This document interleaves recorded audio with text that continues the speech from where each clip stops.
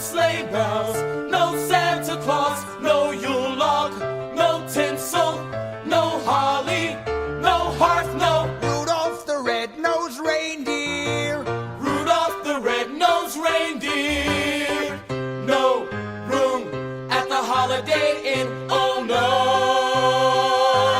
no.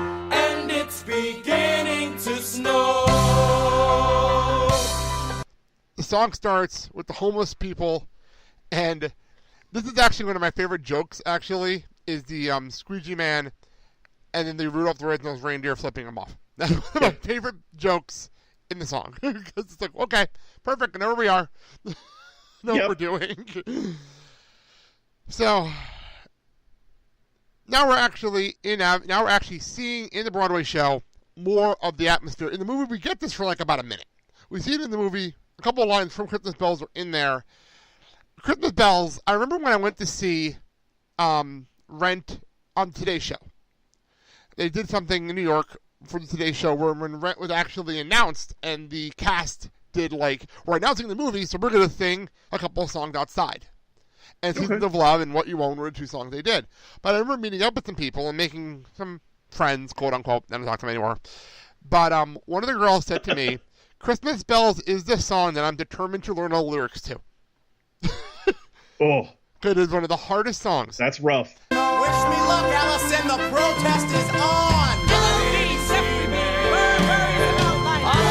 Mark, this is Mimi. Hi. She'll be dining with us. That's my coat. Do you get discounts? I think we've met. Let's get a better one. That's what he said. I've sent it to Graham. She's the thing. But you brought us together. Which investor's coming? I'll take the leather. Your father there.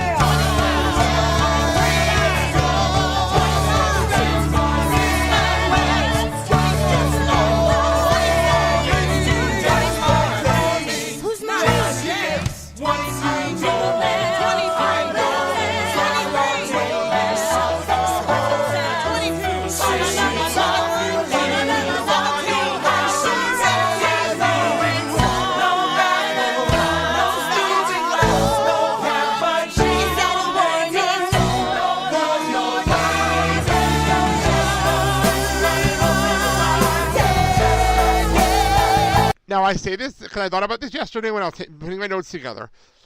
In other musicals, what is that song that is the hardest song? I know in Hamilton, it's the Guns and Chips. That is one of the hardest songs in that show. Yes.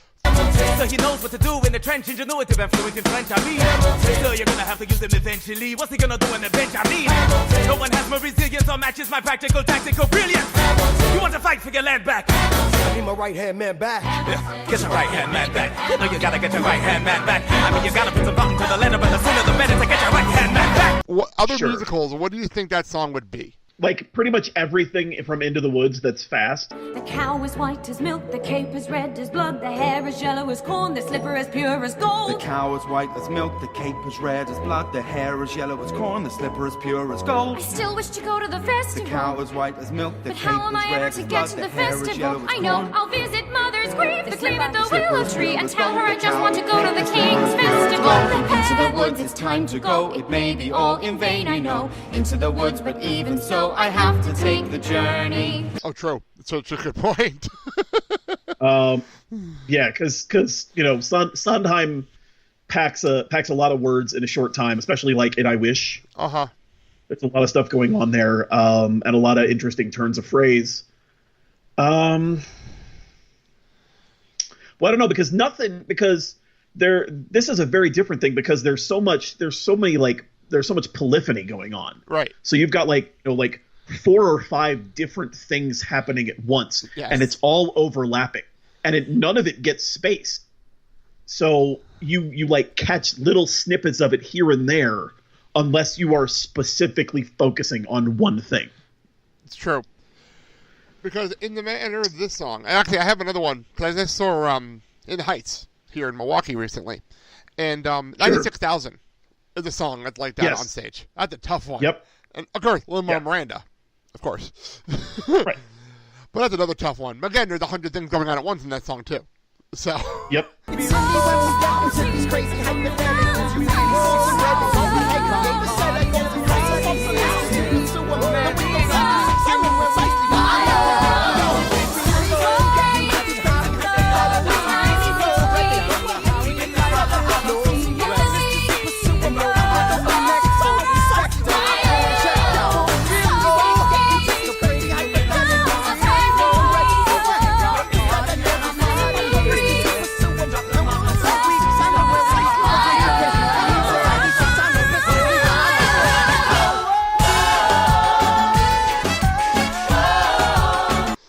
By the way, for those who...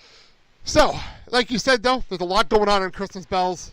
But we do start with we find out all the vendors going on, which I like, by the way. I like the fact that everyone's selling something, because that's so New York.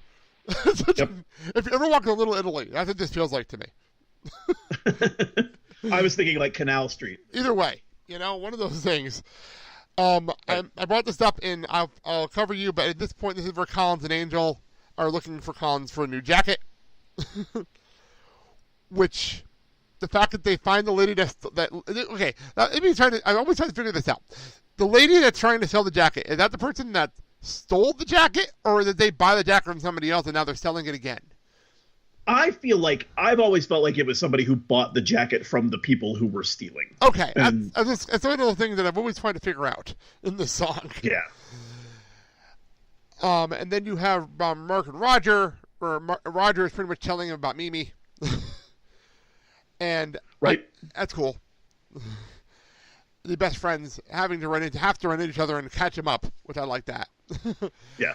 And I love the constant confusion of Maureen and Mimi, by the way, between the two of them, because they don't look at all alike at all. That's pretty funny. And then we have the drug dealing scene,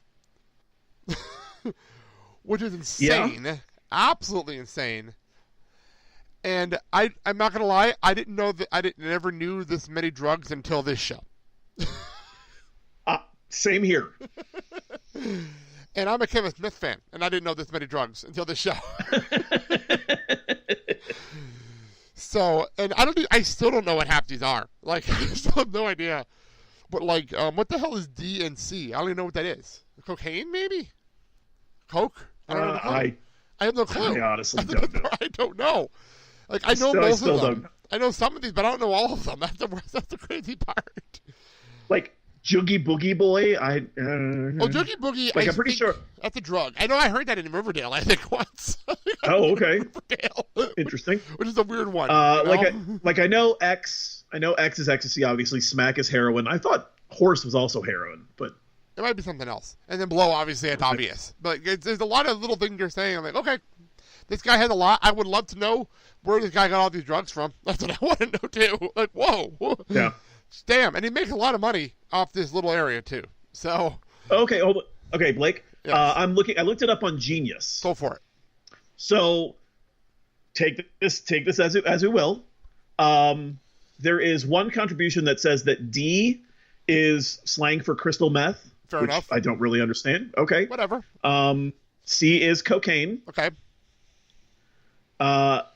Smack, Horse, and Joogie Boogie are all references to heroin. Really? And then Blow is cocaine.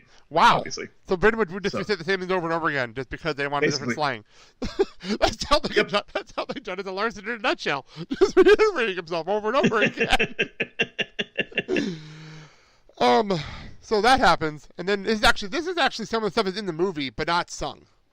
This part here, right. Which I like. I like the fact that they included this because it's important. Because you needed Roger to find Amy. You needed to have them to find each other somehow. Yep. And I like the fact that they include in the movie a line: "The hey lover boy, cutie pie, you steal my client, you die." That is like, whoa, okay, and we're getting real all of a sudden. Yep. And I also like in the movie, they make Roger the tough guy. Like, I've been through this, and you are not going to tell me otherwise. Like, right. And I love the fact that makes me very happy. Well, I also like that she ends up giving him shit about it later on. So true. Especially in the movie. In the movie, it's more prevalent, which I like. Yes. It's just like an off comment. But by the way, apparently that was not in the script, and that was them just goofing around, and they kept it in the movie. Nice. So I like that. It's one of those, they know the characters, so they're having fun. Right. Because it was such an off. What I like about that, it happens a lot in the movie, where there's off comments, like off microphone almost. Like, the world's still going on as we're transitioning. That's what I love about the movie at times. Yeah. Because there's another one in the movie, before we get to Over the Moon, which is in a minute, where, like, Mimi finds Angel. And they get their attention. And I love that. Because it's also setting up Mimi and Angel's relationship more. Right. So, meanwhile, we continue on, and while the junkies are still trying to get drugs, the coat vendor is trying to sell a coat to Roger. And At the same time, Roger is introducing Mimi to Mark. Right. You're right. There is so much going on. As I'm reading it now, it's like there is so much going on at the same exact time. Yep. There is very, man. I'm looking at it's broken out on Genius, like this section, and it's just like part 1, part 2, part 3, part 4, part 5, and it's almost impossible to read. Yeah, and I have it broken down in the Ren Bible here, which is still really difficult to go through. It's really difficult to go through all of them, breaking it down like we're doing. But the funny part, it says the following is sung simultaneously. That note is in here. Yep. Because there's that, and then it goes to the next section, which is the Christmas bells is ringing in the background, while the police officers are dreaming of a right Christmas, just like the ones I used to know, Jingle Bells prison cells. Fa la la la la. You have the right to remain silent night, holy night. Seriously, that is fantastic wordplay that you can probably not hear if you're not paying attention. Right. That's fantastic wordplay. So then we find, now I'm just saying, I'm looking at the notes here, and I'm like, where is the fact that we find out about the coat? Because so much is going on. Oh, there it is. Earlier, before the vendors and the homeless people, we found out the coat was actually Collins they're trying to buy. Okay, then. So while this is going on in the background, we have Angel negotiating with the coat vendor on how much you're going to pay for the leather coat for Collins, and we actually narrowed it down to $15, which is actually not a bad deal. Right. That's a nice coat. Well, my single favorite moment of this entire song is "That's my coat. We give discounts." That's a good point. That's a good point. And he's so angry about it too. It's like, yeah, he is. I don't blame him. I can't blame him at all. Well, I think it's funnier because he actually he actually had the jacket with the arm sleeve in his hand, like his sleeve, which is so important detail that they don't bring up in the movie. It's like an important detail to the coat. Right. So we go back and forth, and finally we get to the culmination of the song, which is different in the movie, but I still like it. The fact that Maureen comes out with the motorcycle sound effect in the Broadway show, but actually drives out on a motorcycle in the movie. I love the fact that they did that. Sure. Such a great moment, because it's such a Maureen moment. And we move on. I'd like to note in the Rent Bible, it's pretty much just pictures of Indina Menzel yelling into a microphone. It's pretty much all pictures are here. A real young Indina Menzel. I will give a lot of credit. I think that the character of Maureen is not the most well-written character in the show, but this performance, the performance of Leap of Faith or Over the Moon, is one of the most difficult-looking things that I've ever seen in musical theater.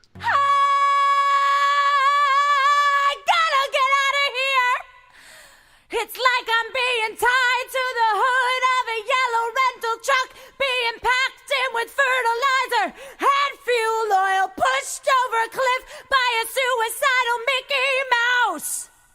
I've got to find a way to jump over the moon. Only thing to do is jump over the moon.